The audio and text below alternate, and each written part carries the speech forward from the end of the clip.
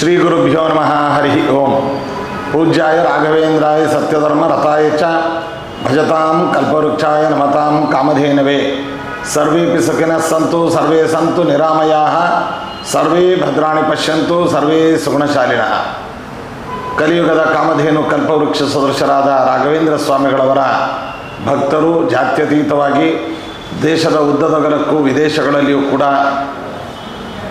ಅನೇಕ ಸ್ಥಳಗಳಲ್ಲಿ ಇದ್ದಾರೆ. ಹೇಗೆ ಒಂದು ಊರು ಅಂತಂದರೆ ಆಂಜನೇಯ ದೇವಸ್ಥಾನದ ಇಲ್ಲದೆ ಇರುವಂಥ ಊರು ಇಲ್ಲವೋ, ರುದ್ರದೇವರ ದೇವಸ್ಥಾನವೂ ಇಲ್ಲದೇ ಇರುವಂತಹ ಊರಿಲ್ಲವೋ, ಅದರಂತೆ ರಾಯರ ಭಕ್ತರು ಇಲ್ಲದೇ ಇರುವಂತಹ ಊರು ಇಲ್ಲ ಅಂತ ಹೇಳಿದರೂ ಕೂಡ ಅತಿಶಯೋಕ್ತಿ ಆಗೋದಿಲ್ಲ. ಅಂತಹ ರಾಘವೇಂದ್ರ ಸ್ವಾಮಿಗಳವರ ಭಕ್ತರ ಉಪಯೋಗಕ್ಕೋಸ್ಕರವಾಗಿ ಮಂತ್ರಾಲಯ ಯತಿವರ ಅನ್ನುವಂತಹ ಹೆಸರಿನಲ್ಲಿ ಒಂದು ಯೂಟ್ಯೂಬ್ ಚಾನಲನ್ನು ಮಾಡಿ ರಾಘವೇಂದ್ರ ಸ್ವಾಮಿಗಳವರ ಮಹಿಮೆ, ಪೂಜೆ, ವಿಧಾನಗಳು ಎಲ್ಲವನ್ನೂ ಕೂಡ ಪ್ರಸರಿಸ್ತಾ ಇದ್ದಾರೆ. ಇದರ ಮುಖ್ಯಸ್ಥರಾದಂತಹ ನಮ್ಮವರೇ ಆದ ಮಸೂದನ್ ಅವರು ಬಹಳ ಪರಿಶ್ರಮಪಟ್ಟು ಇದನ್ನು ಸೆರೆ ಹಿಡಿದು ಪ್ರಸಾರ ಮಾಡ್ತಾ ಇದ್ದಾರೆ. ಅವರಿಗೆ ನಾವು ತುಂಬು ಮನಸ್ಸಿನಿಂದ ಆಶೀರ್ವಾದವನ್ನು ಮಾಡ್ತಾ ಇದ್ದೇವೆ. ಎಲ್ಲರಿಗೂ ನಮಸ್ಕಾರ. ಮಂತ್ರಾಲಯ ಯತಿವರ ಯೂಟ್ಯೂಬ್ ಚಾನಲ್ಗೆ ನಿಮಗೆಲ್ಲ ಪ್ರೀತಿಯ ಸ್ವಾಗತ. ನಾನು ಆಯುರ್ವೇದ ಮತ್ತು ಸಸ್ಯೌಷಧ ತಜ್ಞ ಮಧುಸೂದನ್. ನನ್ನ ಮಂತ್ರಾಲಯ ಯತಿವರ ಯೂಟ್ಯೂಬ್ ಚಾನಲ್ನ ಸಾಕಷ್ಟು ವೀಕ್ಷಕರು ನನಗೆ ಫೋನ್ ಮಾಡಿ, ಸರ್ ನಮಗೆ ನಿದ್ದೆಯಲ್ಲಿ ಕೆಟ್ಟ ಕೆಟ್ಟ ಕನಸುಗಳು ಬೀಳುತ್ತೆ, ಇದರಿಂದ ಬಹಳ ಮಾನಸಿಕವಾಗಿ ಹಿಂಸೆ ಆಗ್ತಾ ಇದೆ, ದಯಮಾಡಿ ನಮಗೆ ಈ ನಿದ್ದೆಯಲ್ಲಿ ಕೆಟ್ಟ ಕನಸುಗಳು ಬೀಳಬಾರ್ದು ಅಂತಂದರೆ ನಾವು ಏನು ಮಾಡಬೇಕು ಅನ್ನೋದನ್ನು ತಿಳಿಸ್ಕೊಡಿ ಅಂತ ಕೇಳಿಕೊಂಡ್ರು. ಇವತ್ತಿನ ಸಂಚಿಕೆಯಲ್ಲಿ ನಿದ್ದೆಯಲ್ಲಿ ಕೆಟ್ಟ ಕನಸುಗಳು ಬೀಳಬಾರ್ದು ಅಂದರೆ ಏನು ಮಾಡಬೇಕು ಅನ್ನೋದ್ರ ಬಗ್ಗೆ ವಿಶೇಷವಾದಂಥ ಮಾಹಿತಿಯನ್ನು ಕೊಡ್ತಾ ಇದ್ದೀನಿ. ಯಾರು ಮೊದಲನೇ ಸಲ ನನ್ನ ಚಾನಲ್ ನೋಡ್ತಾ ಇದ್ದೀರಾ, ಇವಾಗಲೇ ಸಬ್ಸ್ಕ್ರೈಬ್ ಮಾಡ್ಕೊಳ್ಳಿ. ಹಾಗೇನೆ ಈ ವಿಡಿಯೋನ ಎಲ್ಲ ರಾಘವೇಂದ್ರ ಸ್ವಾಮಿಗಳ ಭಕ್ತರಿಗೂ ಶೇರ್ ಮಾಡಿ. ಈ ಕೆಟ್ಟ ಕನಸುಗಳು ಏನು ಅನ್ನೋದನ್ನ ಸಂಕ್ಷಿಪ್ತವಾಗಿ ನೋಡಬೇಕು ಅಂತಂದ್ರೆ, ಕೆಲವರಿಗೆ ನಿದ್ದೆನಲ್ಲಿ ಯಾರೋ ಬಂದು ಅವರ ಕತ್ತನ್ನು ಹಿಸುಕಿ ಕೊಲ್ತಾ ಇರುವ ಹಾಗೆ ಕನಸುಗಳು ಬೀಳುತ್ತೆ. ಇನ್ನು ಕೆಲವರು ಅಪಘಾತದಲ್ಲಿ ತಾವು ಸಾಯ್ತಾ ಇದ್ದೀವಿ ಅನ್ನುವಂಥ ಕನಸುಗಳು ಬೀಳುತ್ತೆ. ಇನ್ನು ಕೆಲವರಿಗೆ ದೊಡ್ಡ ಪ್ರಪಾತದಿಂದ ಕೆಳಗೆ ಹಾರಿ ಪ್ರಾಣ ಬಿಡ್ತಾ ಇದ್ದೀವಿ ಅನ್ನುವಂಥ ಕನಸುಗಳು ಬೀಳುತ್ತೆ. ಮತ್ತು ಕೆಲವರಿಗೆ ಏನಾಗುತ್ತೆ ಅಂತಂದರೆ ನಿದ್ದೆಯಲ್ಲಿ ಮಾತನಾಡುವ ಅಭ್ಯಾಸ ಆಗಿರುತ್ತೆ.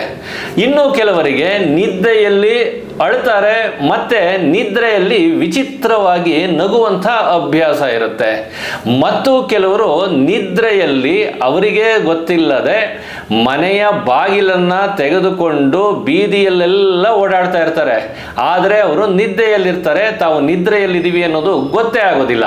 ಇದೆಲ್ಲ ಮನಸ್ಸಿಗೆ ಸಂಬಂಧಪಟ್ಟಂಥ ಸಮಸ್ಯೆಗಳು. ಇಂಥ ಸಮಸ್ಯೆಗಳನ್ನು ಪರಿಹಾರ ಮಾಡೋದಕ್ಕೆ ಅಂತ ಇರೋದೇ ನಮ್ಮ ಆರಾಧ್ಯ ಗುರುಗಳಾದ ರಾಘವೇಂದ್ರ ಸ್ವಾಮಿಗಳಲ್ವಾ. ರಾಯರಿಂದ ಆಗದೆ ಇರುವಂಥ ಕೆಲಸ ಯಾವುದಿದೆ? ಇವತ್ತಿನ ಸಂಚಿಕೆಯಲ್ಲಿ ರಾಘವೇಂದ್ರ ಸ್ವಾಮಿಗಳ ಶಕ್ತಿಯಿಂದ ಇಂತಹ ಮಾನಸಿಕ ಸಮಸ್ಯೆ ಅಥವಾ ಇಂತಹ ತೊಂದರೆ ದೂರ ಆಗಬೇಕು ಅಂದರೆ ಏನು ಮಾಡಬೇಕು ಅನ್ನೋದನ್ನ ತಿಳಿಸ್ಕೊಡ್ತೀನಿ, ಬನ್ನಿ.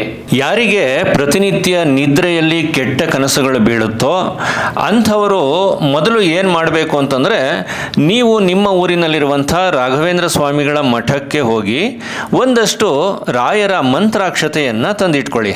ನಾನಿಲ್ಲಿ ಒಂದು ಬೆಳ್ಳಿ ಬಟ್ಲಲ್ಲಿ ರಾಘವೇಂದ್ರ ಸ್ವಾಮಿಗಳ ಮಂತ್ರಾಕ್ಷತೆಯನ್ನು ಇಟ್ಕೊಂಡಿದ್ದೀನಿ.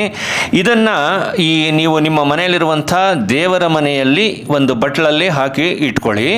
ಮೊದಲು ನಿಮಗೆ ಇದಕ್ಕೆ ಬೇಕಾಗಿರುವುದು ರಾಘವೇಂದ್ರ ಸ್ವಾಮಿಗಳ ಮಂತ್ರಾಕ್ಷತೆ. ನೀವು ಹೊರಗೆ ಎಲ್ಲ ಕಡೆ ತಿರುಕೊಂಡು ಬರೋದರಿಂದ ನಿಮ್ಮಲ್ಲಿ ನೆಗೆಟಿವ್ ಎನರ್ಜಿಗಳು ನಿಮ್ಮ ಮನಸ್ಸಲ್ಲಿ, ನಿಮ್ಮ ದೇಹದಲ್ಲಿ ತುಂಬಿರುತ್ತೆ. ಆದ್ದರಿಂದ ಆ ಎನರ್ಜಿಗಳು ಹೋಗಬೇಕು ಅಂತಂದರೆ ನೀವು ಮನೆಗೆ ಬಂದ ತಕ್ಷಣ ಸ್ನಾನ ಮಾಡಬೇಕು. ಇದನ್ನು ಎಲ್ಲ ವೀಕ್ಷಕರು ಗಮನದಲ್ಲಿಟ್ಕೊಳ್ಳಿ. ಸ್ನಾನ ಮಾಡಿದ ನಂತರ ದೇವರ ದೀಪ ಹಚ್ಚಿ ರಾಘವೇಂದ್ರ ಸ್ವಾಮಿಗಳಿಗೆ ಕೈ ಮುಗಿದು, ನಂತರ ನೀವು ನಿಮ್ಮ ಊಟ ಉಪಹಾರ ಏನಿದೆಯೋ ಅದನ್ನೆಲ್ಲ ಮುಗಿಸ್ಕೊಂಡು ನಿಮ್ಮ ರಾತ್ರಿಯ ಮನೆಯ ಕೆಲಸಗಳನ್ನೆಲ್ಲ ಮುಗಿಸ್ಕೊಳ್ಳಿ. ನಂತರ ನೀವು ಮಲಗೋದಿಕ್ಕೆ ಅಂತ ಬರ್ತಿರಲ್ಲ, ಹಾಗೆ ಮಲಗೋದಕ್ಕೆ ಅಂತ ಬಂದಾಗ ಈ ಪ್ಲಾಸ್ಟಿಕ್ ಕವರಲ್ಲಿರುವಂಥ ಈ ಅಕ್ಷತೆಯನ್ನು ಕೈಗಳಿಗೆ ಹಾಕ್ಕೋಬೇಕು. ಪ್ಲಾಸ್ಟಿಕ್ ಕವರಲ್ಲಿ ಇಟ್ಕೊಂಡು ಪ್ರಾರ್ಥನೆ ಮಾಡಬೇಡಿ.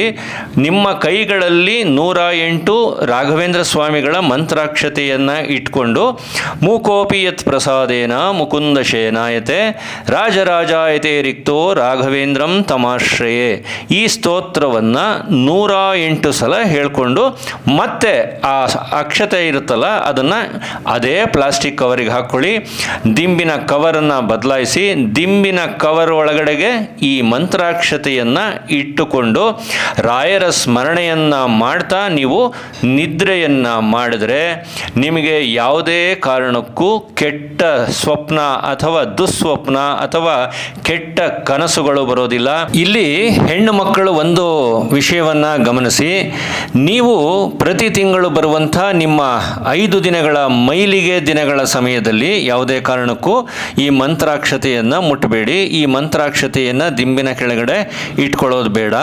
ಆ ದಿನಗಳು ಇನ್ನೇನು ಹತ್ತಿರ ಬರ್ತಾ ಇದೆ ಅಂತ ಗೊತ್ತಾದಾಗ ಈ ಮಂತ್ರಾಕ್ಷತೆಯನ್ನು ನಿಮ್ಮ ಮನೆಯಲ್ಲಿರುವಂಥ ದೇವರ ಮನೆಯಲ್ಲಿ ಇದನ್ನು ಇಟ್ಬಿಡಿ. ಆ 5 ದಿನಗಳ ಮೈಲಿಗೆ ದಿನಗಳು ಕಳೆದ ನಂತರ ಮತ್ತೆ ಇದೇ ಮಂತ್ರಾಕ್ಷತೆಯನ್ನೇ ಮತ್ತೆ ಇಟ್ಕೊಂಡು ಮತ್ತೆ ಪ್ರತಿನಿತ್ಯ ರಾತ್ರಿ ಮಲಗುವ ಮೊದಲು ನಾನು ಆವಾಗಲೇ ಹೇಳಿದಂಥ ರಾಘವೇಂದ್ರ ಸ್ವಾಮಿಗಳ ಸ್ತೋತ್ರವನ್ನು ಮನಸ್ಸಿನಲ್ಲೇ ಪಠಿಸುವುದರ ಮೂಲಕ ಪ್ರತಿನಿತ್ಯ ರಾಯರನ್ನು ನೀವು ಸ್ಮರಿಸುತ್ತಾ ಮಲಗಿದ್ರೆ ಯಾವುದೇ ಕಾರಣಕ್ಕೂ ನಿಮಗೆ ಕೆಟ್ಟ ಕನಸುಗಳು ಬರೋದಿಲ್ಲ, ದುಸ್ವಪ್ನಗಳು ಬರೋದಿಲ್ಲ, ಸುಖವಾಗಿರುವಂಥ ನಿದ್ರೆ ನಿಮ್ಮದಾಗತ್ತೆ. ಇದನ್ನು ಎಲ್ಲ ಹೆಣ್ಣು ಮಕ್ಕಳು ಗಮನಿಸಿ. ಹಾಗೆಯೇ ಒಂದು ವೇಳೆ ನಿಮ್ಮ ಮನೆಯಲ್ಲಿ ಯಾವುದಾದರೂ ಸೂತಕ ಅಥವಾ ಬೇರೆ ಯಾವುದೇ ತರಹದ ಮೈಲಿಗೆ ದಿನಗಳು ಬಂದಾಗ ಈ ಮಂತ್ರಾಕ್ಷತೆಯನ್ನು ದೇವರ ಮನೆಯಲ್ಲಿ ಇಟ್ಬಿಡಿ. ಮತ್ತೆ ಆ ಮೈಲಿಗೆ ಕಳೆದ ತಕ್ಷಣ, ಆ ಸೂತಕ ಕಳೆದ ತಕ್ಷಣ ಮತ್ತೆ ಇದೇ ಮಂತ್ರಾಕ್ಷತೆಯನ್ನೇ, ಇದೇ 108 ಮಂತ್ರಾಕ್ಷತೆಯನ್ನೇ ನೀವು ಉಪಯೋಗಿಸಬಹುದು. ರಾಘವೇಂದ್ರ ಸ್ವಾಮಿಗಳು ನಿಮ್ಮೆಲ್ಲರಿಗೂ ಆರೋಗ್ಯ ಕೊಡಲಿ ಮತ್ತು ನಿಮ್ಮೆಲ್ಲರ ಕಷ್ಟಗಳನ್ನು ದೂರ ಮಾಡಲಿ ಅಂತ ರಾಯರಲ್ಲಿ ನಾನು ಪ್ರಾರ್ಥನೆ ಮಾಡ್ತೀನಿ. ಇಲ್ಲಿಯವರೆಗೂ ನಿದ್ದೆಯಲ್ಲಿ ಬರುವಂಥ ಕೆಟ್ಟ ಕನಸುಗಳಿಂದ ಹೇಗೆ ಪಾರಾಗಬೇಕು, ಸುಖವಾದಂಥ ನಿದ್ರೆಯನ್ನು ಹೇಗೆ ನಾವು ಮಾಡಬಹುದು ಅನ್ನೋದ್ರ ಬಗ್ಗೆ ವಿಶೇಷವಾದಂಥ ಮಾಹಿತಿಯನ್ನು ನಿಮಗೆಲ್ಲ ಕೊಟ್ಟಿದ್ದೀನಿ. ರಾಘವೇಂದ್ರ ಸ್ವಾಮಿಗಳ ಮಂತ್ರಾಕ್ಷತೆಗೆ ಇರುವಂಥ ಶಕ್ತಿಯೇ ಅಂಥದ್ದು. ಮಂತ್ರ ಅಂತಂದರೆ ಧ್ಯಾನ ಅಂತ ಅರ್ಥ. ರಾಘವೇಂದ್ರ ಸ್ವಾಮಿಗಳನ್ನು ಧ್ಯಾನಿಸಿ ತಯಾರಿಸುವಂಥ ಈ ಮಂತ್ರಾಕ್ಷತೆಯ ಶಕ್ತಿಯನ್ನು ಯಾರು ಅನುಭವಿಸ್ತಾರೋ ಅಂಥವ್ರಿಗೆ ಮಾತ್ರನೇ ಅರ್ಥ ಆಗೋದು. ನಿಮ್ಮೆಲ್ಲರಿಗೂ ರಾಘವೇಂದ್ರ ಸ್ವಾಮಿಗಳು ಆರೋಗ್ಯವನ್ನು ಅನುಗ್ರಹ ಮಾಡಲಿ ಅಂತ ಕೇಳ್ತಾ ಮುಂದಿನ ವಿಡಿಯೋದಲ್ಲಿ ಮತ್ತೆ ನಿಮ್ಮನ್ನು ಭೇಟಿ ಆಗ್ತೀನಿ. ಅಲ್ಲಿಯವರೆಗೂ ಎಲ್ರಿಗೂ ನಮಸ್ಕಾರ.